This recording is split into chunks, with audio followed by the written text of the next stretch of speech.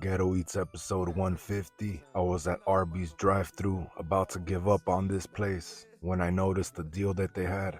There are these new bourbon barbecue sliders for $3 or 2 for 4.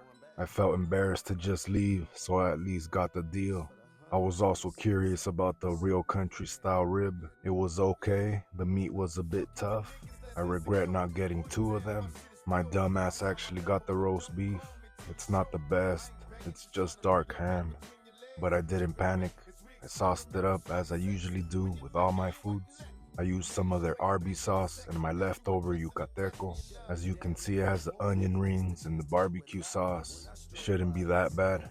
I remember they had a bunch of Arby's commercials. Their slogan was, "We have the meats." This place is mediocre though. It makes Jack's and Burger King look good. I wouldn't ask anybody to come here, but if you're starving, then I guess.